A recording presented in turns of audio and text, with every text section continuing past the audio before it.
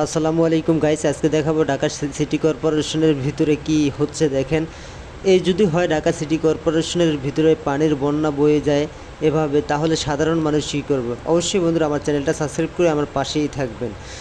Dhaka city কর্পোরেশনের ভিতরে বৃষ্টি বাদল কিছুই নেই, তারপরও বন্যায় ভেসে যাচ্ছে রাস্তাঘাট। এই যে রাস্তাটা দেখতে পাচ্ছেন, পানি দেখতে পাচ্ছেন, এটা কিন্তু একটা আরসিসি ঢালাই করা রাস্তা। অবশ্যই এই রাস্তায় পানি থাকার কোনো কারণই আমি দেখছি না, তবে তারপরেও পানি। আপনারা একটু সামনে গেলেই দেখতে পাবেন যে পানি নেই। এর কারণ হচ্ছে যে এখানে যে ড্রেন ব্যবস্থা বা পানি নামার যে ব্যবস্থা পরিপূর্ণভাবে সেই ব্যবস্থাটা নেই বিধায় এই পানিগুলো আপনারা দেখতে পাচ্ছেন। ঢাকা সিটি কর্পোরেশনের ভিতরে এরকম এরকম পানি জমে থাকবে, এটা আসলে সাধারণ মানুষের জন্য একটি দুর্ভোগের সৃষ্টি হয়। পাশাপাশি যারা পয়সাওয়ালা আছেন তারাও কিন্তু দুর্ভোগের সৃষ্টি হচ্ছে। যাই হোক বন্ধুরা, আমার এই ভিডিওটা পুরো দেখবেন আর আমার চ্যানেলটা সাবস্ক্রাইব করে পাশে থাকা বেল আইকন বাটনটা ক্লিক করে অল দিয়ে দেবেন, পরবর্তী ভিডিও সবার আগে আপনারা পেয়ে যাবেন।